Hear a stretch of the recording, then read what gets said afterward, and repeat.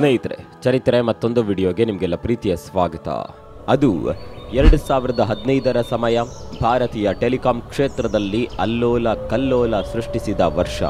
ಅಂದಹಾಗೆ ಅಂದು ಭಾರತೀಯ ಟೆಲಿಕಾಂ ಕ್ಷೇತ್ರಕ್ಕೆ ಜಿಯೋ ಎಂಟ್ರಿ ಕೊಟ್ಟಿತ್ತು.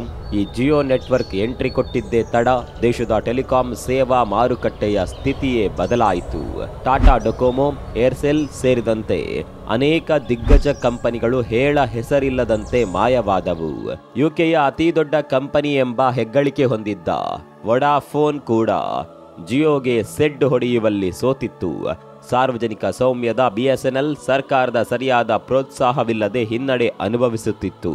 ಅಂತಹ ಸಮಯದಲ್ಲಿ ಜಿಯೋಗೆ ಪ್ರಬಲ ಸ್ಪರ್ಧೆ ಕೊಟ್ಟಿದ್ದು ಏರ್ಟೆಲ್. ಅಷ್ಟಕ್ಕೂ ಏರ್ಟೆಲ್ ಕೂಡ ನಂತರದ ದಿನಗಳಲ್ಲಿ ಜಿಯೋ ಎದುರು ಹಿನ್ನಡೆ ಅನುಭವಿಸಲಿದೆ ಅಂತಾಲೇ ಜನ ಮಾತನಾಡಿಕೊಂಡಿದ್ದರು. ಆದರೆ ಸುನಿಲ್ ಮಿತ್ತಲ್ ಅಂತಹ ದೈತ್ಯ ಸಂಸ್ಥಾಪಕರಿರುವಾಗ ಏರ್ಟೆಲ್ ಮುಳುಗುವ ಹಡಗಲ್ಲ, ಬದಲಾಗಿ ಮುನ್ನುಗ್ಗುವ ಮಹಾಶಕ್ತಿ ಅನ್ನೋದನ್ನ ತೋರಿಸಿಕೊಟ್ಟಿತು. ಅದು ಹಾಗೆ ಸೈಕಲ್ ಪಾರ್ಟ್ಸ್ ಮಾರಾಟದಿಂದ ಹಿಡಿದು ಫೋನ್ ಬಿಡಿ ಭಾಗಗಳ ಮರುಜೋಡಣೆ ತನಕ 10 ಹಲವು ಉದ್ಯಮಗಳಲ್ಲಿ ಪಳಗಿದ್ದ ಮಿತ್ತಲ್ ಯಶೋಗಾಥೆ ಯಾವುದೇ ಸ್ಫೂರ್ತಿದಾಯಕ ಸಿನಿಮಾಗಳಿಗಿಂತ ಕಡಿಮೆ ಏನಿಲ್ಲ. ಅವರ ಸಂಘರ್ಷದ ಸಾಧನೆ ಎಂತವರಿಗೂ ಬೆರಗು ಮೂಡಿಸುವಂತದ್ದು. ಬನ್ನಿ ಹಾಗಾದರೆ ಇಂದಿನ ಈ ವಿಡಿಯೋದಲ್ಲಿ ಸುನಿಲ್ ಮಿತ್ತಲ್ ಅವರ ಸಂಘರ್ಷದ ಬದುಕು, ಅವರ ಸ್ಫೂರ್ತಿದಾಯಕವಾದ ಉದ್ಯಮದ ಯಶೋಗಾಥೆಯನ್ನ ನೋಡೋಣ.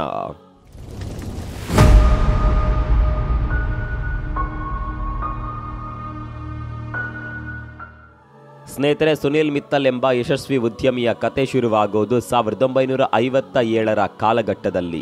ಅಂದ್ರೆ 50ರ ದಶಕದ ಕೊನೆಯಾರ್ಧದಲ್ಲಿ ಅಂದಿನ ಕಾಂಗ್ರೆಸ್ ನೇತಾರ ಸಂಸದ ಸತ್ಪಾಲ್ ಮಿತ್ತಲ್ಗೆ ಒಂದು ಗಂಡು ಮಗು ಜನಿಸುತ್ತದೆ. ಆ ಮಗುವಿಗೆ ಸುನಿಲ್ ಭಾರತಿ ಮಿತ್ತಲ್ ಅಂತ ನಾಮಕರಣ ಮಾಡಲಾಗುತ್ತದೆ.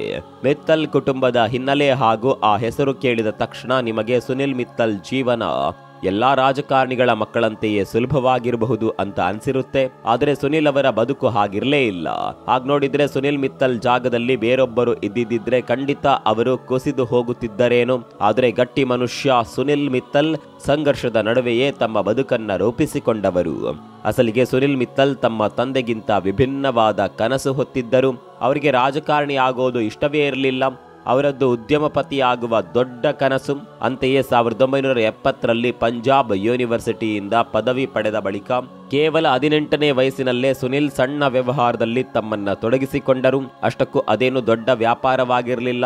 ಸೈಕಲ್ ಬಿಡಿಭಾಗಗಳನ್ನ ಮಾರಾಟ ಮಾಡುವ ಚಿಕ್ಕ ವ್ಯವಹಾರವಾಗಿತ್ತು. ಇದಕ್ಕಾಗಿ ಸುನಿಲ್ ಮಿತ್ತಲ್ ತಮ್ಮ ತಂದೆ ಸತ್ಪಾಲ್ ಮಿತ್ತಲ್ರಿಂದ 20,000 ಕೈಸಾಲ ಪಡೆದಿದ್ರು. ಇದು ಮಿತ್ತಲ್ ಅವರ ಮೊದಲ ಬಿಸ್ನೆಸ್ ಆಗಿತ್ತು. ಅಸಲಿಗೆ ಇದನ್ನ ಪ್ರಾರಂಭಿಸುವ ವೇಳೆ ಅವರಿಗೆ ಮಾರುಕಟ್ಟೆಯ ವಿಷಯಗಳ ಪರಿಚಯವೂ ಇರಲಿಲ್ಲ, ಪೈಪೋಟಿಯ ಬಗ್ಗೆ ಮಾಹಿತಿಯೂ ಇರಲಿಲ್ಲ. ಹೀಗಾಗಿ ಆರಂಭದಲ್ಲಿ ಸಾಕಷ್ಟು ಸಮಸ್ಯೆ, ತೊಂದರೆಗಳನ್ನ ಮೈಮೇಲೆ ಎಳೆದುಕೊಂಡಿದ್ದರು. ಆದರೆ ದಿನ ಕಳೆದಂತೆ ಅವರಿಗೆ ವ್ಯಾಪಾರದ ಸೂತ್ರಗಳು ಅರ್ಥವಾಗಲು ಶುರುವಾದವು. ಯಾವುದನ್ನ ಮಾಡಬೇಕು, ಯಾವುದನ್ನ ಮಾಡಬಾರದು ಎನ್ನುವ ವಿಷಯ ಸ್ಪಷ್ಟವಾಗತೊಡಗಿತ್ತು. ಅಲ್ಲದೆ ಸೈಕಲ್ ಬಿಡಿಭಾಗಗಳ ಮಾರಾಟದಲ್ಲಿ ಲಾಭಾಂಶದ ಮಾರ್ಜಿನ್ ಕಡಿಮೆ, ಜೊತೆಗೆ ಈ ವ್ಯವಹಾರದಲ್ಲಿ ಪ್ರಗತಿ ಕೂಡ ಅಷ್ಟಕ್ಕಷ್ಟೇ ಎನ್ನುವ ಸತ್ಯ ಅರ್ಥವಾಗಲು ತಡವಾಗಲಿಲ್ಲ. ಆದರೆ ದುರ್ದೈವದ ಸಂಗತಿ ಅಂದ್ರೆ ಅವರು ತೊಡಗಿಸಿಕೊಂಡಿದ್ದ ಯಾವ ಉದ್ಯಮ ವ್ಯಾಪಾರದಿಂದಲೂ ಹೇಳಿಕೊಳ್ಳುವಂತಹ ಪ್ರಗತಿ ಸಾಧಿಸಲು ಸಾಧ್ಯವಾಗಲಿಲ್ಲ. ಕೆಲವು ವ್ಯವಹಾರಗಳಂತೂ ಅವರನ್ನ ಆರ್ಥಿಕವಾಗಿ ಮಾನಸಿಕವಾಗಿ ಕಂಗೆಡಿಸಿದ್ದವು. ಪ್ರಾರಂಭದ ದಿನಗಳಲ್ಲಿ ನಿರಂತರ ವೈಫಲ್ಯಗಳನ್ನೇ ಕಂಡ ಸುನಿಲ್ ಮಿತ್ತಲ್ ಒಂದು ಹಂತದಲ್ಲಿ ತೀರಾ ಹತಾಶರಾಗಿ ತಮ್ಮ ಕನಸಿಗೆ ಕೊಳ್ಳಿ ಇಡುವಷ್ಟು ನಿರಾಸೆಗೆ ಒಳಗಾಗಿದ್ದರು. ಆದರೆ 1980ರಲ್ಲಿ ಬಂದ ಅವಕಾಶವೊಂದು ಅವರನ್ನ ಯಶಸ್ವಿ ಉದ್ಯಮಿಯಾಗುವಂತೆ ಮಾಡಿತು. 1980ರಲ್ಲಿ ಜಪಾನ್ ಮೂಲದ ಸುಜುಕಿ ಕಂಪನಿ ತಮ್ಮ ಪೋರ್ಟೇಬಲ್ ಜನರೇಟರ್ ಅನ್ನ ಭಾರತದಲ್ಲಿ ಮಾರಾಟ ಮಾಡಲು ಆಮದುದಾರರನ್ನ ಹುಡುಕ್ತಾ ಇತ್ತು. ಈ ವೇಳೆ ಈ ಅವಕಾಶ ಬಳಸಿಕೊಂಡ ಮಿತ್ತಲ್ ಸುಜುಕಿ ಕಂಪನಿಯ ಪೋರ್ಟೇಬಲ್ ಜನರೇಟರ್ ಮಾರಾಟದ ಪಾಲುದಾರರಾದರು. ಆರಂಭದಲ್ಲಿ ಮಿತ್ತಲ್ ಈ ಜನರೇಟರ್ಗಳನ್ನ ಬೀದಿ ಬದಿ ವ್ಯಾಪಾರಸ್ಥರಿಗೆ, ಸಣ್ಣ ಗೂಡಂಗಡಿಗಳಿಗೆ ಮಾರಾಟ ಮಾಡುವತ್ತ ಚಿತ್ತನಿಟ್ಟಿದ್ದರು. ಆದರೆ ಕೆಲವೇ ದಿನಗಳಲ್ಲಿ ಇದು ತಪ್ಪು ಆಯ್ಕೆ ಅನ್ನೋದು ಅವರಿಗೆ ಮನದಟ್ಟಾಯಿತು. ಅಸಲಿಗೆ ಸಣ್ಣ ಕಚೇರಿಗಳು, ಬಟ್ಟೆ, ಕಿರಾಣಿ ಅಂಗಡಿಗಳಿಗೆ ಈ ಪೋರ್ಟೇಬಲ್ ಜನರೇಟರ್ನ ಅವಶ್ಯಕತೆ ಇದೆ ಅನ್ನೋದು ತಿಳಿಯಿತು. ಸಾಮಾನ್ಯವಾಗಿ ವಿದ್ಯುತ್ ಕೈಕೊಟ್ಟಾಗ ಅಂಗಡಿಗಾರರು, ಕಚೇರಿ ಸಿಬ್ಬಂದಿ ಪರದಾಡ್ತಾ ಇದ್ರು. ಹೀಗಾಗಿ ಮಿತ್ತಲ್ ಈ ಸಣ್ಣ ವ್ಯಾಪಾರಸ್ಥರನ್ನ ಕೇಂದ್ರೀಕರಿಸಿ ತಮ್ಮ ವ್ಯವಹಾರಕ್ಕೆ ಇಂಬು ನೀಡಿದ್ರು. ಮಿತ್ತಲ್ ಅವರ ಈ ಹೊಸ ಸ್ಟ್ರಾಟರ್ಜಿ ಅವರ ಕೈ ಹಿಡಿಯಿತು. ನೋಡುತ್ತಿದ್ದಂತೆ ಜನ ತಮ್ಮ ತಮ್ಮ ಕಚೇರಿ, ಅಂಗಡಿ ಜೊತೆಗೆ ಮನೆಗಳಲ್ಲೂ ಪೋರ್ಟೇಬಲ್ ಜನರೇಟರ್ ಅನ್ನ ಬಳಸಲು ಶುರು ಮಾಡಿದ್ರು. ಈ ವ್ಯವಹಾರ ಪಾಲುದಾರಿಕೆಯಿಂದ ಸುನಿಲ್ ಮಿತ್ತಲ್ ಕೊಂಚ ದೊಡ್ಡ ಮಟ್ಟದಲ್ಲೇ ಗಳಿಕೆ ಮಾಡಿಕೊಂಡರು. ಆದರೆ ಈ ಲಾಭದ ಅದೃಷ್ಟ ಜಾಸ್ತಿ ದಿನ ಮಿತ್ತಲ್ ಬಳಿ ಉಳಿಯಲಿಲ್ಲ. 1983ರಲ್ಲಿ ಭಾರತೀಯ ಸರ್ಕಾರ ದೇಶೀಯ ಪೋರ್ಟೇಬಲ್ ಜನರೇಟರ್ ಉತ್ಪಾದನೆಗೆ ಪ್ರೋತ್ಸಾಹಿಸುವ ನಿಟ್ಟಿನಲ್ಲಿ ವಿದೇಶದಿಂದ ಆಮದಾಗುವ ಪೋರ್ಟೇಬಲ್ ಜನರೇಟರ್ಗಳ ಮೇಲೆ ನಿರ್ಬಂಧ ವಿಧಿಸಿತು. ಸರ್ಕಾರದ ಈ ನಿರ್ಧಾರ ಮಿತ್ತಲ್ ಸಂಸ್ಥೆಯನ್ನ ಅಕ್ಷರಶಃ ನಡುನೀರಿನಲ್ಲಿ ನಿಲ್ಲಿಸಿಬಿಟ್ಟಿತು. ಅವರ ಇಡೀ ವ್ಯವಹಾರವೇ ಬಂದಾಯಿತು. ಕೆಲವು ದಿನಗಳ ನಿರುದ್ಯೋಗದ ಬಳಿಕ ಸುನಿಲ್ ಮಿತ್ತಲ್ ತಾವ್ಯಾಕೆ ವಿದೇಶಕ್ಕೋಗಿ ಬೇರೊಂದು ಕಂಪನಿ ಸ್ಥಾಪಿಸಬಾರದು ಎಂದುಕೊಂಡು ತೈವಾನ್ಗೆ ತೆರಳಿದ್ರು. ಬಹುಶಃ ಈ ವಿದೇಶ ಪ್ರವಾಸವೇ ಅವರನ್ನ ಹೊಸ ಉದ್ಯಮವೊಂದಕ್ಕೆ ಕಾಲಿಡುವಂತೆ ಮಾಡಿತು. ಹೊಸ ವ್ಯಾಪಾರದ ಅವಕಾಶ ಹುಡುಕಿಕೊಂಡು ತೈವಾನ್ಗೆ ಹೋದ ಮಿತ್ತಲ್ ಅವರಿಗೆ ಅಲ್ಲಿಯ ಜನ ಪುಷ್ ಬಟನ್ ಇರುವ ದೂರವಾಣಿ ಬಳಸ್ತಾ ಇರೋದು ಕಂಡುಬಂತು. ಆ ಕಾಲದಲ್ಲಿ ಭಾರತದಲ್ಲಿ ಹಳೆಯ ಕಾಲದ ತಿರುಗಿಸುವ ದೂರವಾಣಿಯನ್ನ ಬಳಸಲಾಗುತ್ತಿತ್ತು. ಹೀಗಾಗಿ ಈ ಹೊಸ ದೂರವಾಣಿ ಸಾಧನವನ್ನ ನೋಡಿದ್ದೇ ತಡ ಮಿತ್ತಲ್ ಅವರಿಗೆ ತಮ್ಮ ಬಿಸ್ನೆಸ್ಗೆ ಹೊಸ ಐಡಿಯಾ ಸಿಕ್ಕಿದಂತಾಯಿತು. ತಾನ್ಯಾಕೆ ಈ ಸಾಧನವನ್ನ ಭಾರತದಲ್ಲಿ ಪರಿಚಯಿಸಬಾರದು ಅಂದುಕೊಂಡ್ರು. ಅಲ್ಲದೆ ಈ ಪುಷ್ ಬಟನ್ ಫೋನ್ ಬಳಸಲು ಸುಲಭ, ಇದರಲ್ಲಿ ಪ್ರತಿ ಬಾರಿ ರೀಡಯಲ್ ಮಾಡುವ ತಾಪತ್ರಯ ಇರೋದಿಲ್ಲ, ಜೊತೆಗೆ ಇದು ಕಿರಿಕಿರಿ ತರೋದಿಲ್ಲ. ಅಷ್ಟಕ್ಕೂ ಫೋನ್ ಸಾಧನದ ಉದ್ದೇಶ ಕರೆ ಮಾಡಲು ಬಳಸೋದು. ಈ ಕೆಲಸವನ್ನ ಇದು ಸರಳವಾಗಿ ಮಾಡುತ್ತದೆ. ಹೀಗಾಗಿ ಈ ಪುಷ್ ಬಟನ್ ದೂರವಾಣಿಯನ್ನ ಭಾರತದಲ್ಲಿ ಪರಿಚಯಿಸಲು ಸಜ್ಜಾದ್ರು. 1984ರಲ್ಲಿ ತೈವಾನ್ನ ದೂರವಾಣಿ ಸಾಧನಗಳ ಉತ್ಪಾದಕ ಕಂಪನಿ ಕಿಂಗ್ಟೆಲ್ ಜೊತೆ ಮಿತ್ತಲ್ ಒಪ್ಪಂದ ಮಾಡಿಕೊಂಡ್ರು. ತೈವಾನ್ನಿಂದ ಪುಷ್ ಬಟನ್ ದೂರವಾಣಿ ಸಾಧನಗಳನ್ನ ತರಿಸಿ ಭಾರತದಲ್ಲಿ ಅಸೆಂಬ್ಲಿಂಗ್ ಮಾಡಿ ಮಾರಾಟ ಮಾಡಲು ಶುರು ಮಾಡಿದ್ರು. ಮಿತ್ತಲ್ ಅವರ ಈ ಸ್ಟ್ರಾಟಜಿ ಬಹುಬೇಗನೆ ವರ್ಕೌಟ್ ಆಯಿತು. ನೋಡುತ್ತಿದ್ದಂತೆ ದೇಶದಲ್ಲಿ ಪುಷ್ ಬಟನ್ ಫೋನ್ಗಳಿಗೆ ಭಾರಿ ಬೇಡಿಕೆ ಶುರುವಾಯಿತು. ಇದರಿಂದ ಉತ್ತೇಜಿತರಾದ ಸುನಿಲ್ ಮಿತ್ತಲ್ಗೆ ತಾವ್ಯಾಕೆ ದೇಶೀಯವಾಗಿ ಈ ಫೋನ್ಗಳನ್ನ ಉತ್ಪಾದಿಸಬಾರದು ಎನ್ನುವ ಆಲೋಚನೆ ಬಂತು. ಹಾಗಂತ ಏಕಾಂಗಿಯಾಗಿ ಉತ್ಪಾದನೆಯಲ್ಲಿ ತೊಡಗಿಸಿಕೊಳ್ಳಲು ಆರ್ಥಿಕವಾಗಿ ಹಾಗೂ ತಾಂತ್ರಿಕವಾಗಿ ಸಾಧ್ಯವಿರಲಿಲ್ಲ. ಹೀಗಾಗಿ ಸುನಿಲ್ ಮೊದಲಿಗೆ ಭಾರತಿ ಟೆಲಿಕಾಂ ಲಿಮಿಟೆಡ್ ಅಂದರೆ BTL ಹೆಸರಿನಲ್ಲಿ ಕಂಪನಿ ಸ್ಥಾಪಿಸಿದ್ರು. ಬಳಿಕ ಜರ್ಮನಿಯ ಸೈಮೆನ್ಸ್ ಕಂಪನಿಯೊಂದಿಗೆ ತಾಂತ್ರಿಕ ಸಹಕಾರ ಹಾಗೂ ಉತ್ಪಾದನೆ ವಿಚಾರದಲ್ಲಿ ಒಪ್ಪಂದ ಮಾಡಿಕೊಂಡ್ರು. ಆ ಮೂಲಕ ಭಾರತದಲ್ಲೇ ಪುಷ್ ಬಟನ್ ಫೋನ್ಗಳ ಉತ್ಪಾದನೆ ಪ್ರಾರಂಭಿಸಿದ್ರು. ಸ್ನೇಹಿತರೆ, ನಿಮಗೆ ಗೊತ್ತಿರಲಿ, 90ರ ದಶಕದಲ್ಲಿ ಈ BTL ಫೋನ್ಗಳು ಸಾಕಷ್ಟು ಜನಪ್ರಿಯವಾಗಿದ್ದವು. 1990ರ ವೇಳೆಗೆ ಮಿತ್ತಲ್ ಈ ಕಂಪನಿಯ ಉತ್ಪಾದನೆಯಲ್ಲಿ ವೈವಿಧ್ಯತೆ ತಂದರು. ಕೇವಲ ಫೋನ್ಗಳಿಗೆ ಜೋತು ಬೀಳದೆ ಫ್ಯಾಕ್ಸ್ ಮಷೀನ್, ಕಾರ್ಡ್ಲೆಸ್ ಫೋನ್ ಹೀಗೆ ಹಲವು ದೂರಸಂಪರ್ಕ ಸಾಧನಗಳನ್ನ ಪರಿಚಯಿಸಿದ್ರು. BTL ಹೆಸರಿನ ಈ ಬ್ರ್ಯಾಂಡ್ ಸಾಧನಗಳು ಭಾರತೀಯ ಮಾರುಕಟ್ಟೆಯಲ್ಲಿ ಏಕಮೇವಾದ್ವಿತೀಯ ಎನ್ನುವಂತೆ ಕಾಣಿಸಿಕೊಂಡವು. ಈಗಲೂ ಹಲವು ಕಡೆ ಈ ಕಂಪನಿಯ ಫೋನ್ ದೂರಸಂಪರ್ಕ ಸಾಧನಗಳನ್ನ ಬಳಸಲಾಗುತ್ತೆ. ಸ್ನೇಹಿತರೆ, ಹೀಗೆ ದೂರಸಂಪರ್ಕ ಕ್ಷೇತ್ರದಲ್ಲಿ ಒಂದೊಂದಾಗಿ ಹೆಜ್ಜೆ ಇಡುತ್ತಾ ಸಾಗುತ್ತಿದ್ದ ಮಿತ್ತಲ್ ಅವರ ಉದ್ಯಮಕ್ಕೆ 1992 ಮಹತ್ವದ ತಿರುವು ನೀಡಿದ ವರ್ಷವಾಯಿತು. ಉದ್ಯಮಪತಿಯಾಗುವ ಕನಸು ಕಂಡಿದ್ದ ಸುನಿಲ್ ಮಿತ್ತಲ್ ಒಂದು ಹಂತಕ್ಕೆ ಯಶಸ್ಸು ಕಂಡಿದ್ದರು. ಅದರ ಸಂತಸದಲ್ಲೇ ಕುಟುಂಬದೊಂದಿಗೆ ಕಾಲ ಕಳೆಯಲು ರಜೆಯಲ್ಲಿದ್ದರು. ಅದೇ ಸಮಯಕ್ಕೆ ಭಾರತ ಸರ್ಕಾರ ಟೆಲಿಕಾಂ ಕ್ಷೇತ್ರದಲ್ಲಿ ಖಾಸಗಿ ನೆಟ್ವರ್ಕ್ಗಳಿಗೂ ಅವಕಾಶ ನೀಡುವ ಘೋಷಣೆ ಮಾಡಿತು. ಈ ವಿಷಯ ತಿಳಿಯುತ್ತಿದ್ದಂತೆ ಸುನಿಲ್ ಮಿತ್ತಲ್ ಹೇಗಾದರೂ ಮಾಡಿ ಈ ಲೈಸೆನ್ಸ್ ಪಡೆಯಲೇಬೇಕು ಅಂತ ನಿರ್ಧರಿಸಿದ್ರು. ಕೂಡಲೇ ಪ್ರವಾಸವನ್ನ ಮೊಟಕುಗೊಳಿಸಿ ದೇಶಕ್ಕೆ ಮರಳಿದ್ರು. ತಡ ಮಾಡದೆ ಲೈಸೆನ್ಸ್ ಪಡೆಯಲು ಬೇಕಾದ ದಾಖಲಾತಿಗಳನ್ನ ರೆಡಿ ಮಾಡಿಕೊಂಡರು. ಆದರೆ ಅಸಲಿಗೆ ಇಲ್ಲೊಂದು ದೊಡ್ಡ ಸಮಸ್ಯೆ ಕಾಣಿಸಿಕೊಂಡಿತು. ಭಾರತ ಸರ್ಕಾರ ಲೈಸೆನ್ಸ್ ಪಡೆಯುವ ಟೆಲಿಕಾಂ ಕಂಪನಿಗಳಿಗೆ ಷರತ್ತೊಂದನ್ನ ವಿಧಿಸಿತ್ತು. ಟೆಲಿಕಾಂ ಪರವಾನಗಿ ಪಡೆಯಲು ಕಡ್ಡಾಯವಾಗಿ ಆಪರೇಟಿಂಗ್ ಅನುಭವ ಹೊಂದಿರಬೇಕು ಎನ್ನುವ ಷರತ್ತು ವಿಧಿಸಿತ್ತು. ಆದರೆ ಆಗಿನ ಸನ್ನಿವೇಶದಲ್ಲಿ ಅಸಲಿಗೆ ದೇಶೀಯವಾಗಿ ಯಾವ ಖಾಸಗಿ ಕಂಪನಿಯ ಬಳಿಯೂ ಟೆಲಿಕಾಂ ಆಪರೇಟಿಂಗ್ ಕ್ಷೇತ್ರದ ಅನುಭವ ಇರಲಿಲ್ಲ. ಹೊಸ ತಾಂತ್ರಿಕತೆಯಾದ್ರಿಂದ ಖಾಸಗಿ ಕ್ಷೇತ್ರದಲ್ಲಿ ಇದನ್ನ ನಿರೀಕ್ಷಿಸೋದು ಸಹ ಕಷ್ಟವಾಗಿತ್ತು. ಹೀಗಾಗಿಯೇ ಸುನಿಲ್ ಮಿತ್ತಲ್ ಈ ವೇಳೆ ಅದ್ಭುತವಾದ ಸ್ಟ್ರಾಟಜಿ ಒಂದನ್ನ ಮಾಡಿದ್ರು. ಮಿತ್ತಲ್ ಕಂಪನಿ ಫ್ರಾನ್ಸ್ನ ಪ್ರಸಿದ್ಧ ವಿವೆಂದಿ ಕಂಪನಿಯೊಂದಿಗೆ ಪಾಲುದಾರಿಕೆಯ ಒಪ್ಪಂದ ಮಾಡಿಕೊಂಡಿತು. ಈ ಒಪ್ಪಂದದಿಂದ ಮಿತ್ತಲ್ ಕಂಪನಿಗೆ 2 ಮಹತ್ವದ ಪ್ರಯೋಜನಗಳಾದವು. ಮೊದಲಿಗೆ ಸರ್ಕಾರ ವಿಧಿಸಿದ್ದ ಷರತ್ತು ಪೂರೈಸಿದಂತಾಗಿತ್ತು. ಜೊತೆಗೆ ಎರಡನೇದಾಗಿ ಕಂಪನಿಗೆ ವಿವೆಂದಿ ಕಂಪನಿಯ ತಾಂತ್ರಿಕ ಸಹಕಾರ ಸಿಗುವಂತಾಯಿತು. ಇದರ ಫಲಿತಾಂಶ ಎನ್ನುವಂತೆ ಅಂತಿಮವಾಗಿ ಮಿತ್ತಲ್ ಕಂಪನಿ ಸರ್ಕಾರದಿಂದ ಟೆಲಿಕಾಂ ಆಪರೇಷನ್ ಪರವಾನಿಗೆ ಪಡೆಯುವಲ್ಲಿ ಯಶಸ್ವಿಯಾಯಿತು. ಈ ಲೈಸೆನ್ಸ್ ಪಡೆದ ಬಳಿಕ ಸುನಿಲ್ ಮಿತ್ತಲ್ 1995ರಲ್ಲಿ ಭಾರತಿ ಸೆಲ್ಯುಲಾರ್ ಲಿಮಿಟೆಡ್ ಕಂಪನಿಯನ್ನ ಸ್ಥಾಪಿಸಿದ್ರು. ಇದರ ಮೂಲಕ 1997ರಲ್ಲಿ ದೆಹಲಿಯಲ್ಲಿ ಏರ್ಟೆಲ್ ಹೆಸರಿನಲ್ಲಿ ಮೊಬೈಲ್ ಸೆಲ್ಯುಲಾರ್ ಸೇವೆ ನೀಡಲು ಪ್ರಾರಂಭಿಸಿದ್ರು. ಕೆಲವೇ ವರ್ಷಗಳಲ್ಲಿ ಈ ಏರ್ಟೆಲ್ ದೊಡ್ಡ ಮಟ್ಟದ ಯಶಸ್ಸು ಕಂಡಿತು. ಅದರೊಂದಿಗೆ ಭಾರತದ ಮೊದಲ ಮೊಬೈಲ್ ಸೇವಾ ಕಂಪನಿ ಎಂಬ ಹೆಗ್ಗಳಿಕೆಗೂ ಪಾತ್ರವಾಯಿತು. ಒಂದು ಅಂದಾಜಿನಂತೆ 2 ಮಿಲಿಯನ್ ಚಂದಾದಾರರನ್ನ ಹೊಂದುವ ಮೂಲಕ ಏರ್ಟೆಲ್ ಅಂದು ಮೊಬೈಲ್ ಸೇವಾ ಕ್ಷೇತ್ರದಲ್ಲಿ ತನ್ನ ಹೆಜ್ಜೆ ಗುರುತು ಮೂಡಿಸಿತ್ತು. ಹಾಗಾದರೆ ಏರ್ಟೆಲ್ನ ಆರಂಭಿಕ ದಿನಗಳ ಉದ್ಯಮಗಾಥೆ ಅಷ್ಟೊಂದು ಸುಲಭವಾಗಿತ್ತಾ ಅಂತ ಪ್ರಶ್ನಿಸಿದ್ರೆ ಖಂಡಿತ ಇಲ್ಲ ಎನ್ನುವ ಉತ್ತರವೇ ಬರುತ್ತೆ. ಅಸಲಿಗೆ ಏರ್ಟೆಲ್ ಕಂಪನಿ ಸ್ಥಾಪಿಸಿದ ಆರಂಭದ ದಿನಗಳಿಂದಲೇ ಮಿತ್ತಲ್ ಹಲವು ಸಮಸ್ಯೆ ಸಂಕಷ್ಟಗಳನ್ನು ಎದುರಿಸಿದ್ರು. ಮೊದಲಿಗೆ ಏರ್ಟೆಲ್ ಹೊಸ ಕಂಪನಿ ಆದ್ರಿಂದ ಸಂಸ್ಥೆಯಲ್ಲಿ ಸುಸಜ್ಜಿತ ನುರಿತ ತಾಂತ್ರಿಕ ತಂಡದ ಕೊರತೆ ಇತ್ತು. ಎರಡನೇದಾಗಿ ಸಂಸ್ಥೆ ಬಳಿ ಮೊಬೈಲ್ ನೆಟ್ವರ್ಕ್ ಸೆಟಪ್ ಮಾಡಲು ದೊಡ್ಡ ಮಟ್ಟದ ಬಂಡವಾಳ ಇರಲಿಲ್ಲ. ಈಗಿನ ಸನ್ನಿವೇಶದಲ್ಲಿ ಬಂಡವಾಳ ಹೂಡಿಕೆಯನ್ನ ಸುಲಭವಾಗಿ ಬ್ಯಾಂಕುಗಳಿಂದ ಎತ್ತುವಳಿ ಮಾಡಬಹುದು ಅಥವಾ ಹೂಡಿಕೆದಾರರಿಂದ ಪಡೆಯಬಹುದು. ಆದರೆ ಆಗಿನ ಸನ್ನಿವೇಶವೇ ಬೇರೆಯಾಗಿತ್ತು. ಅಸಲಿಗೆ ಮೊಬೈಲ್ ಕ್ಷೇತ್ರ ದೇಶದ ವ್ಯವಸ್ಥೆಗೆ ಹೊಸ ಕ್ಷೇತ್ರವಾಗಿತ್ತು. ಅಲ್ಲದೆ ಏರ್ಟೆಲ್ ಕೂಡ ಹೊಸ ಸಂಸ್ಥೆಯಾದ್ರಿಂದ ಬ್ಯಾಂಕುಗಳಾಗ್ಲಿ ಅಥವಾ ಹೂಡಿಕೆದಾರರಾಗ್ಲಿ ಹಣ ಹಾಕಲು ಹಿಂದೆ ಮುಂದೆ ನೋಡುತ್ತಿದ್ದರು. ಇಂತಹ ಪರಿಸ್ಥಿತಿಯಲ್ಲಿ ಈ ಸವಾಲನ್ನ ಯಶಸ್ವಿಯಾಗಿ ನಿಭಾಯಿಸಿದ ಸುನಿಲ್ ಮಿತ್ತಲ್ ಕಂಪನಿ ಹಣ ತೊಡಗಿಸಲು ಹೂಡಿಕೆದಾರರನ್ನ ಸೆಳೆದರು. ಅಲ್ಲದೆ ಬ್ಯಾಂಕುಗಳಿಂದಲೂ ಸ್ವಲ್ಪ ಮಟ್ಟಿಗೆ ಸಾಲ ಪಡೆಯುವಲ್ಲಿ ಯಶಸ್ವಿಯಾದರು. ಇನ್ನು ಟವರ್ಗಳ ಸ್ಥಾಪನೆ ಹಾಗೂ ನಿಯಂತ್ರಣಕ್ಕೆ ಸಂಬಂಧಿಸಿದಂತೆ ನೆಟ್ವರ್ಕ್ ಇನ್ಫ್ರಾಸ್ಟ್ರಕ್ಚರ್ ರೂಪಿಸಲು ಎರಿಸನ್ ಹಾಗೂ ನೋಕಿಯಾದಂತಹ ಅಂತಾರಾಷ್ಟ್ರೀಯ ದಿಗ್ಗಜ ಕಂಪನಿಗಳ ಜೊತೆ ಒಡಂಬಡಿಕೆ ಮಾಡಿಕೊಂಡರು. ಈ ಪಾಲುದಾರಿಕೆಯಿಂದ ಏರ್ಟೆಲ್ ತನ್ನ ಮೊಬೈಲ್ ಸೇವಾ ಗುಣಮಟ್ಟದ ಮೇಲೆ ಹೆಚ್ಚಿನ ಗಮನ ಹರಿಸುವಂತಾಯಿತು. ಇನ್ನು ಈ ಯಶಸ್ಸಿನೊಂದಿಗೆ ಮಿತ್ತಲ್ ಏರ್ಟೆಲ್ ನೆಟ್ವರ್ಕ್ ಅನ್ನ ದೇಶದ ತುಂಬೆಲ್ಲ ವಿಸ್ತರಿಸಲು ಯೋಜನೆ ಹಾಕಿಕೊಂಡರು. ಅದರ ಫಲ ಎನ್ನುವಂತೆ ಮಿತ್ತಲ್ ಕಂಪನಿ 1999ರಲ್ಲಿ ಜೆಟಿ ಹೋಲ್ಡಿಂಗ್ಸ್ ಕಂಪನಿಯನ್ನ ಸ್ವಾಧೀನಪಡಿಸಿಕೊಂಡಿತು. ಆ ಮೂಲಕ ಏರ್ಟೆಲ್ ದಕ್ಷಿಣದ ಪ್ರಮುಖ ರಾಜ್ಯಗಳಾದ ಆಂಧ್ರಪ್ರದೇಶ ಹಾಗೂ ಕರ್ನಾಟಕಕ್ಕೆ ಕಾಲಿಟ್ಟಿತು. ಇದರ ಬಳಿಕ 2000 ಇಸವಿಯಲ್ಲಿ ತಮಿಳುನಾಡು ಮೂಲದ ಸ್ಕೈ ಸೆಲ್ ಕಮ್ಯುನಿಕೇಷನ್ಸ್ ಕಂಪನಿಯನ್ನ ಏರ್ಟೆಲ್ ತನ್ನ ಬುಟ್ಟಿಗೆ ಹಾಕಿಕೊಂಡಿತು. ಇದರೊಂದಿಗೆ ಇಡೀ ದಕ್ಷಿಣ ಭಾರತದಲ್ಲಿ ಏರ್ಟೆಲ್ ನೆಟ್ವರ್ಕ್ ವಿಸ್ತರಣೆ ಆದಂತಾಯಿತು. ಸ್ನೇಹಿತರೆ, ಸುನಿಲ್ ಮಿತ್ತಲ್ ಕೇವಲ ದುಡ್ಡಿಗಾಗಿ ತಮ್ಮ ಬಿಸ್ನೆಸ್ ವಿಸ್ತರಣೆಯಲ್ಲಿ ಮುಳುಗಲಿಲ್ಲ.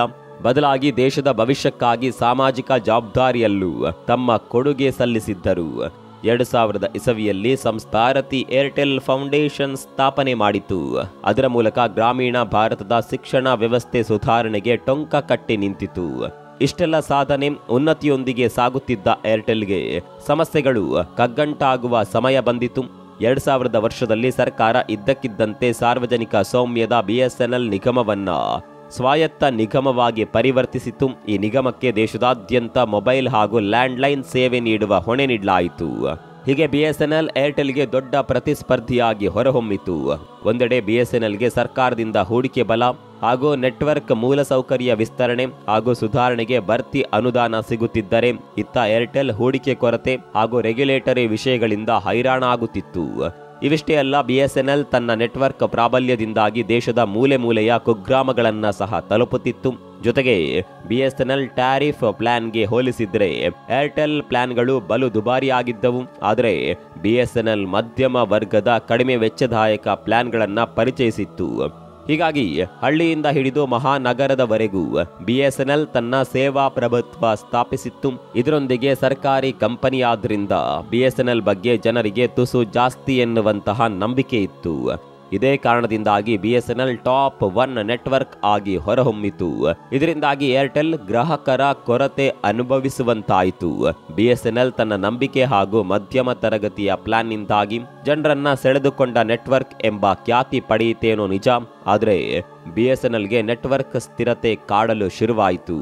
ಅತಿಯಾದ ಗ್ರಾಹಕರ ಕರೆ ಬಳಕೆಯಿಂದಾಗಿ ಕಾಲ್ ಕಟ್ ಆಗೋದು, ಇಂಟರ್ನೆಟ್ ಸ್ಪೀಡ್ ಸಮಸ್ಯೆ, ಹೀಗೆ ಅನೇಕ ಸಮಸ್ಯೆಗಳು ಕಾಡಲು ಶುರುವಾದವು. BSNLನ ಈ ಸಮಸ್ಯೆಗಳನ್ನೇ ಮುಂದಿಟ್ಟುಕೊಂಡು ಏರ್ಟೆಲ್ ತನ್ನ ನೆಟ್ವರ್ಕ್ ಅನ್ನ ಗಟ್ಟಿಗೊಳಿಸಲು ಮುಂದಾಯಿತು. ಏರ್ಟೆಲ್ ತನ್ನ ತಾಂತ್ರಿಕ ಸಮಸ್ಯೆಗಳನ್ನ ಬಗೆಹರಿಸಿಕೊಂಡಿತ್ತಲ್ಲದೆ ಲೇಟೆಸ್ಟ್ ಟೆಕ್ನಾಲಜಿ ಅಳವಡಿಸಿಕೊಂಡು ಜನರನ್ನ ಆಕರ್ಷಿಸಲು ತೊಡಗಿತು. ಇದರ ಭಾಗವಾಗಿ ಕಸ್ಟಮರ್ ಫಸ್ಟ್ ಅಪ್ರೋಚ್ ಹೆಸರಿನ ಗ್ರಾಹಕ ಸೇವೆಯನ್ನ ಪ್ರಾರಂಭಿಸಿತು. 24x7 ಮಾದರಿಯ ಈ ಗ್ರಾಹಕ ಸೇವೆ ಏರ್ಟೆಲ್ ಪಾಲಿಗೆ ಗೇಮ್ ಚೇಂಜರ್ ಆಗಿ ಹೊರಹೊಮ್ಮಿತು. ಹೀಗೆ ಏರ್ಟೆಲ್ ಸೇವಾ ಗುಣಮಟ್ಟವನ್ನ ಏರಿಸುವಲ್ಲಿ ತೊಡಗಿದ್ದ ಸುನಿಲ್ ಮಿತ್ತಲ್ ತಮ್ಮ ಉದ್ಯಮ ವಿಸ್ತರಣೆಯ ಕನಸನ್ನ ತೊರೆದಿರಲಿಲ್ಲ. 2002ರಲ್ಲಿ ಮಿತ್ತಲ್ ತಮ್ಮ ಸಂಸ್ಥೆಯ ವಿಸ್ತರಣೆಗಾಗಿ ದೊಡ್ಡ ಹೆಜ್ಜೆ ಇಟ್ಟರು. ಬಾಂಬೆ ಸ್ಟಾಕ್ ಎಕ್ಸ್ಚೇಂಜ್ ಹಾಗೂ ನ್ಯಾಷನಲ್ ಸ್ಟಾಕ್ ಎಕ್ಸ್ಚೇಂಜ್ನಲ್ಲಿ ಕಂಪನಿಯನ್ನ ನೋಂದಾಯಿಸಿದ್ರು. ಇದರಿಂದಾಗಿ ಏರ್ಟೆಲ್ ಪಬ್ಲಿಕ್ ಕಂಪನಿಯಾಗಿ ಬದಲಾಯಿತು. ಪರಿಣಾಮ ಷೇರುದಾರರು ಹಣವನ್ನ ಕಂಪನಿಯಲ್ಲಿ ಹೂಡಿಕೆ ಮಾಡಲು ತೊಡಗಿದ್ರು. ಇದರಿಂದಾಗಿ ಕಂಪನಿಗೆ ದೊಡ್ಡ ಮಟ್ಟದ ಹೂಡಿಕೆ ಬರಲು ಶುರುವಾಯಿತು. ಯಾವಾಗ ಹೂಡಿಕೆ ಸ್ಥಿರತೆ ಕಂಡಿತು ಆಗ ಏರ್ಟೆಲ್ ತನ್ನ ನೆಟ್ವರ್ಕ್ ಅನ್ನ ಮತ್ತಷ್ಟು ಗಟ್ಟಿಯಾಗಿ ಸುಧಾರಿತ ತಂತ್ರಜ್ಞಾನದೊಂದಿಗೆ ವಿಸ್ತರಣೆ ಮಾಡಲು ಶುರು ಮಾಡಿತು. ಜೊತೆಗೆ ಗ್ರಾಹಕ ಸ್ನೇಹಿ ಪ್ಲಾನ್ಗಳು ಹಾಗೂ ಬಲವಾದ ನೆಟ್ವರ್ಕ್ನಿಂದಾಗಿ ಕೇವಲ ನಗರಗಳಷ್ಟೇ ಅಲ್ಲದೆ ಗ್ರಾಮಾಂತರ ವಲಯದಲ್ಲೂ ಏರ್ಟೆಲ್ ಶಕ್ತಿಯುತ ಕಸ್ಟಮರ್ ಬೇಸ್ ಅನ್ನ ಪಡೆದುಕೊಂಡಿತು. ಇದೆಲ್ಲದರ ಪರಿಣಾಮ ಎನ್ನುವಂತೆ ಏರ್ಟೆಲ್ 2005ರಲ್ಲಿ BSNL ಅನ್ನ ಹಿಂದಿಕ್ಕಿ ದೇಶದ ನಂಬರ್ 1 ನೆಟ್ವರ್ಕ್ ಎನ್ನುವ ಹೆಗ್ಗಳಿಕೆ ಪಡೆಯಿತು. ಏರ್ಟೆಲ್ ತನ್ನ ಬಲವಾದ ಗ್ರಾಹಕ ಸೇವೆಗಳಿಂದಾಗಿ ಜನಪ್ರಿಯತೆ ಉತ್ತುಂಗದತ್ತ ಸಾಗುತ್ತಿತ್ತು. ಆದರೆ ಅದರ ಜೊತೆಗೆ ಮೊಬೈಲ್ ಸೇವಾ ಕ್ಷೇತ್ರದಲ್ಲಿ ಪೈಪೋಟಿ ಸಹ ಏರುತ್ತಲೇ ಇತ್ತು. ರಿಲಯನ್ಸ್, ಐಡಿಯಾ, ವಡಾಫೋನ್ ಮುಂತಾದ ನೆಟ್ವರ್ಕ್ಗಳಿಂದಾಗಿ ಟೆಲಿಕಾಂ ಕ್ಷೇತ್ರದಲ್ಲಿ ವಿಪರೀತ ಎನ್ನುವಷ್ಟು ಪೈಪೋಟಿ ಕಾಣತೊಡಗಿತು. ಹೀಗಿದ್ರೂ ಏರ್ಟೆಲ್ ತನ್ನ ಗಟ್ಟಿ ಕಸ್ಟಮರ್ ಬೇಸ್ನಿಂದಾಗಿ ಈ ಸ್ಪರ್ಧಾತ್ಮಕತೆಯನ್ನ ಮೆಟ್ಟಿ ನಿಲ್ಲುವಲ್ಲಿ ಯಶಸ್ವಿಯಾಯಿತು. ಏರ್ಟೆಲ್ ದೇಶೀಯವಾಗಿ ಅತ್ಯಂತ ಸಮರ್ಥ ರೀತಿಯಲ್ಲಿ ಬೆಳೆದು ನಿಂತರು ಸುನಿಲ್ ಮಿತ್ತಲ್ ಅಷ್ಟಕ್ಕೆ ಸೀಮಿತರಾಗಲಿಲ್ಲ. ತಮ್ಮ ನೆಟ್ವರ್ಕ್ ಅನ್ನ ವಿದೇಶಗಳಿಗೂ ವಿಸ್ತರಿಸಿದ್ರು. 2010ರಲ್ಲಿ ಮಿತ್ತಲ್ ಆಫ್ರಿಕಾದ ಟೆಲಿಕಾಂ ಸಂಸ್ಥೆ ಜೆನ್ ಕಂಪನಿಯನ್ನ ಸ್ವಾಧೀನಪಡಿಸಿಕೊಂಡರು. ಈ ಸ್ವಾಧೀನ ಪ್ರಕ್ರಿಯೆಯಿಂದ ಏರ್ಟೆಲ್ ಆಫ್ರಿಕಾದ ಸುಮಾರು 15 ರಾಷ್ಟ್ರಗಳಿಗೆ ತನ್ನ ಸೇವಾ ಕ್ಷೇತ್ರವನ್ನ ವಿಸ್ತರಿಸಲು ಸಾಧ್ಯವಾಯಿತು. ಇನ್ನು 2014ರಲ್ಲಿ ಏರ್ಟೆಲ್ ಟೆಲಿಕಾಂ ಕ್ಷೇತ್ರದಲ್ಲಿ ಐತಿಹಾಸಿಕ ಹೆಜ್ಜೆ ದಾಖಲಿಸಿತು. BSNL ಸಹಿತ ಹಲವು ದಿಗ್ಗಜ ನೆಟ್ವರ್ಕ್ ಅನ್ನ ಹಿಂದಿಕ್ಕಿ ದೇಶದಲ್ಲಿ ಮೊದಲ ಬಾರಿಗೆ 4G ನೆಟ್ವರ್ಕ್ ಸೇವೆಯನ್ನ ಪ್ರಾರಂಭಿಸಿತು. ಕಾಲಕ್ಕೆ ತಕ್ಕಂತೆ ತಾಂತ್ರಿಕ ನೈಪುಣ್ಯತೆ ಸಾಧಿಸಿದ್ದ ಏರ್ಟೆಲ್ ಸುಧಾರಿತ ತಂತ್ರಜ್ಞಾನ, ಫಾಸ್ಟ್ ಸರ್ವಿಸ್ ಹಾಗೂ ಸ್ಥಿರ ನೆಟ್ವರ್ಕ್ನಿಂದಾಗಿ ಮನೆ ಮಾತಾಗಿತ್ತು. 2015ರ ಹೊತ್ತಿಗೆ ಏರ್ಟೆಲ್ ಜಗತ್ತಿನ ಸುಮಾರು 20 ರಾಷ್ಟ್ರಗಳಲ್ಲಿ 303 ಮಿಲಿಯನ್ ಸಕ್ರಿಯ ಚಂದಾದಾರರನ್ನ ಹೊಂದಿದ್ದ ಮೊಬೈಲ್ ನೆಟ್ವರ್ಕ್ ಕಂಪನಿಯಾಗಿ ದಾಪುಗಾಲು ಮೂಡಿಸಿತು. 2012ರಿಂದ ಏರ್ಟೆಲ್ ಕಂಪನಿಗೆ ಶುರುವಾಗಿದ್ದ ಶುಕ್ರದೆಸೆ ತುಂಬಾ ದಿನ ಉಳಿಯಲಿಲ್ಲ. 2015ರಲ್ಲಿ ಜಿಯೋ ನೆಟ್ವರ್ಕ್ನ ಎಂಟ್ರಿಯೊಂದಿಗೆ ಏರ್ಟೆಲ್ನ ಏಕಸ್ವಾಮ್ಯತ್ವಕ್ಕೆ ದೊಡ್ಡ ಹೊಡೆತ ಬಿದ್ದಿತು. ಮುಖೇಶ್ ಅಂಬಾನಿಯ ಜಿಯೋ ನೆಟ್ವರ್ಕ್ ಮಾರುಕಟ್ಟೆಗೆ ಆಗಮಿಸುತ್ತಲೇ ಇಡೀ ಕ್ಷೇತ್ರದ ಚಹರೆಯನ್ನೇ ಬದಲಾಯಿಸಿಬಿಟ್ಟಿತು. 2016ರ ಸಂದರ್ಭದಲ್ಲಿ ಏರ್ಟೆಲ್ನ ಇಂಟರ್ನೆಟ್ ದರಗಳು ಕೊಂಚ ದುಬಾರಿಯಾಗೇ ಆಗಿದ್ದವು. ಸಾಮಾನ್ಯವಾಗಿ ಅಂದು 1 GB ಡೇಟಾಗೆ 255 ರೂಪಾಯಿ ಪಾವತಿಸಬೇಕಿತ್ತು. ಜೊತೆಗೆ ಕರೆ ದರ ಪ್ರತ್ಯೇಕವಾಗಿತ್ತು. ಆದರೆ ಜಿಯೋ ನೆಟ್ವರ್ಕ್ ಯಾರಿಗೂ ಊಹಿಸದ ರೀತಿಯಲ್ಲಿ ಟೆಲಿಕಾಂ ಮಾರುಕಟ್ಟೆಯಲ್ಲಿ ಅಲ್ಲೋಲ ಕಲ್ಲೋಲ ಸೃಷ್ಟಿಸಿತು. 4G ಸ್ಪೀಡ್ನೊಂದಿಗೆ ಅನ್ಲಿಮಿಟೆಡ್ ಇಂಟರ್ನೆಟ್ ಹಾಗೂ ಉಚಿತ ಕರೆ ಕೊಡುಗೆಯನ್ನ ಜಿಯೋ ತನ್ನ ಗ್ರಾಹಕರಿಗೆ ನೀಡಿತು. ಇದರಿಂದಾಗಿ ಜಿಯೋ ನೆಟ್ವರ್ಕ್ ಕೇವಲ 170 ದಿನದಲ್ಲಿ ಬರ್ತಿ 10 ಕೋಟಿ ಸಕ್ರಿಯ ಚಂದಾದಾರರನ್ನ ಹೊಂದುವಂತಾಯಿತು. ಇದು ಟೆಲಿಕಾಂ ಇತಿಹಾಸದಲ್ಲೇ ಹೊಸ ದಾಖಲೆಯಾಗಿತ್ತು. ಆದರೆ ಜಿಯೋದ ಎಂಟ್ರಿಯೊಂದಿಗೆ ಇಡೀ ಟೆಲಿಕಾಂ ಕ್ಷೇತ್ರದಲ್ಲೇ ಕಂಪನ ಶುರುವಾಯಿತು. ಜಿಯೋ ಸ್ಪರ್ಧೆ ಎದುರಿಸಲಾಗದೆ ಏರ್ಸೆಲ್, ಯೂನಿನಾರ್, ಡೊಕೋಮೋದಂತಹ ಸಂಸ್ಥೆಗಳು ಬಂದಾದರೆ ಕೆಲವು ಕಂಪನಿಗಳು ದುಸಿರು ಬಿಡುತ್ತಾ ಸಾಗಿದವು. 12 ಟೆಲಿಕಾಂ ಸಂಸ್ಥೆಗಳ ಪೈಕಿ ಅಂತಿಮವಾಗಿ ದೇಶೀಯ ಮಾರುಕಟ್ಟೆಯಲ್ಲಿ ಕೇವಲ 4 ಕಂಪನಿಗಳು ಮಾತ್ರ ಉಳಿಯುವಂತಾಯಿತು. ಇದರಲ್ಲಿ ಸರ್ಕಾರಿ ಸ್ವಾಮ್ಯದ BSNL ಇದ್ದೂ ಇಲ್ಲದಂತೆ ಕಾರ್ಯನಿರ್ವಹಿಸುತ್ತಿದ್ದರೆ ಅತ್ತ ಐಡಿಯಾ ಹಾಗೂ ವಡಾಫೋನ್ ಸಂಕಷ್ಟದ ಪರಿಸ್ಥಿತಿ ಎದುರಿಸುತ್ತಿದ್ದವು. ಇದರ ಫಲಶ್ರುತಿ ಎನ್ನುವಂತೆ ಈ 2 ಕಂಪನಿಗಳು 2018ರಲ್ಲಿ ವಿಲೀನಗೊಂಡು VI ಹೆಸರಿನಲ್ಲಿ ಸೇವೆ ನೀಡಲು ಪ್ರಾರಂಭಿಸಿದವು. ಹೀಗಿದ್ರೂ ಈ ನೆಟ್ವರ್ಕ್ ಹೇಳಿಕೊಳ್ಳುವಂತಹ ಗ್ರಾಹಕರ ಬೆಂಬಲವನ್ನ ಪಡೆಯುವಲ್ಲಿ ಸೋತಿತು. ಹೀಗಾಗಿ ಮಾರುಕಟ್ಟೆಯಲ್ಲಿ ಜಿಯೋ ಹಾಗೂ ಏರ್ಟೆಲ್ ನಡುವೆ ನೇರ ಹಣಾಹಣಿ ಶುರುವಾಯಿತು. ಈ ವಿಪರೀತ ಪೈಪೋಟಿಯ ಕಾರಣದಿಂದಾಗಿ 2016-17ನೇ ಆರ್ಥಿಕ ವರ್ಷದಲ್ಲಿ ಏರ್ಟೆಲ್ನ ನಿವ್ವಳ ಲಾಭಾಂಶ 72% ದಾಖಲೆ ಕುಸಿತ ಕಂಡಿತು. ಅಲ್ಲದೆ ಕಂಪನಿ ನಿಧಾನವಾಗಿ ಸಾಲದ ಸುಳಿಗೆ ಸಿಲುಕುವತ್ತ ಸಾಗುತ್ತಿತ್ತು. ಅಲ್ಲದೆ ನೆಟ್ವರ್ಕ್ ನಿರಂತರವಾಗಿ ಚಂದಾದಾರರ ಕುಸಿತವನ್ನ ದಾಖಲಿಸಲು ಪ್ರಾರಂಭಿಸಿತು. ಆದರೆ ಇಂತಹ ಸಂದಿಗ್ಧ ಸಮಯದಲ್ಲೂ ಸುನಿಲ್ ಮಿತ್ತಲ್ ಎದೆಗುಂದದೆ ದೃಢ ತೀರ್ಮಾನದೊಂದಿಗೆ ಮುನ್ನುಗ್ಗಿದ್ದರು. 2017ರಲ್ಲಿ ಏರ್ಟೆಲ್ ಕಂಪನಿ ಟೆಲಿನಾರ್, ಟಾಟಾ ಹಾಗೂ ವಿಡಿಯೋಕಾನ್ನಿಂದ 4G ತರಂಗಾಂತರಗಳನ್ನು ಸ್ವಾಧೀನಪಡಿಸಿಕೊಂಡಿತು. ಇದರಿಂದಾಗಿ ಏರ್ಟೆಲ್ ಇಡೀ ದೇಶದಲ್ಲಿ ಬೆಟರ್ ಎನ್ನುವಂತಹ 4G ಸೇವೆಯನ್ನ ವಿಸ್ತರಿಸಲು ಸಾಧ್ಯವಾಯಿತು. ಇದಲ್ಲದೆ 2018ರಲ್ಲಿ ಏರ್ಟೆಲ್ ಸರಿಸುಮಾರು 49 ಮಿಲಿಯನ್ ಇನ್ಆಕ್ಟಿವ್ ಚಂದಾದಾರರನ್ನ ಖುದ್ದು ತೆಗೆದುಹಾಕಿತು. ಕಂಪನಿಯ ನಿರ್ಧಾರ ನೆಟ್ವರ್ಕ್ ಪಾಲಿಗೆ ದೊಡ್ಡ ಶಕ್ತಿಯನ್ನೇ ನೀಡಿದಂತಾಯಿತು. ಟವರ್ಗಳ ಮೇಲಿನ ಹೊರೆ ಕಡಿಮೆಯಾಯಿತಲ್ಲದೆ ಗುಣಮಟ್ಟದ ಸೇವೆಯ ಮೇಲೆ ಗಮನ ಕೇಂದ್ರೀಕರಿಸಲು ಸಹಾಯ ಮಾಡಿತು. ಇದರಿಂದ ಏರ್ಟೆಲ್ ಕನೆಕ್ಟಿವಿಟಿ ಅತ್ಯಂತ ವೇಗವಾಗಿ ಸುಧಾರಿಸಿತು.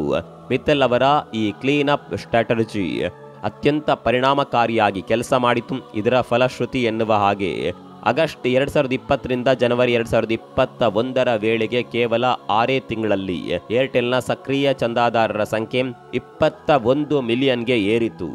ಇದು ಜಿಯೋಗಿಂತಲೂ 3 ಪಟ್ಟು ಹೆಚ್ಚಾಗಿತ್ತು. ಇನ್ನು ಈ ಸಾಧನೆಯೊಂದಿಗೆ ಏರ್ಟೆಲ್ ಕೇವಲ ಮೊಬೈಲ್ ನೆಟ್ವರ್ಕ್ಗೆ ಅಷ್ಟೇ ಸೀಮಿತವಾಗಲಿಲ್ಲ, ಬದಲಾಗಿ ಸ್ಮಾರ್ಟ್ ಟಿವಿಗಾಗಿ ಎಕ್ಸ್ಟ್ರೀಮ್ ಫೈಬರ್ ಸೇವೆ, ಡಿಟಿಎಚ್ ಹಾಗೂ ಸೆಟಪ್ ಬಾಕ್ಸ್ ಸೇವೆಗೂ ತನ್ನನ್ನು ವಿಸ್ತರಿಸಿಕೊಂಡಿತು. ಇದೆಲ್ಲದರ ಪರಿಣಾಮ ಇಂದು ಏರ್ಟೆಲ್ ಸಶಕ್ತವಾಗಿ ದೇಶದ ನೆಟ್ವರ್ಕ್ ಸೇವಾ ಕ್ಷೇತ್ರದಲ್ಲಿ ನೆಲೆ ನಿಂತಿದೆ. ಕಂಪನಿಯ ಈ ಸದೃಢ ಬೆಳವಣಿಗೆಯಲ್ಲಿ ಸುನಿಲ್ ಮಿತ್ತಲ್ ಅವರ ಅಪಾರ ಪರಿಶ್ರಮವಿದೆ. ಅವರ ದೂರದೃಷ್ಟಿ, ವ್ಯಾಪಾರಿ ಜಾಣತನ, ಚಾಕಚಕ್ಯತೆಯಿಂದ ಇಂದು ಏರ್ಟೆಲ್ ದೇಶದ ಟೆಲಿಕಾಂ ಮಾರುಕಟ್ಟೆಯಲ್ಲಿ ವಿಭಿನ್ನವಾಗಿ ಗುರುತಿಸಿಕೊಂಡಿದೆ. ನೀವು ಕೂಡ ಏರ್ಟೆಲ್ ಸಿಮ್ ಅನ್ನ ಬಳಕೆ ಮಾಡ್ತಾ ಇದ್ರೆ ಕಾಮೆಂಟ್ ಮಾಡಿ. ಮತ್ತೊಂದು ವಿಡಿಯೋದಲ್ಲಿ ಸಿಗೋಣ. ಅಲ್ಲಿವರೆಗೂ ನಮಸ್ಕಾರ.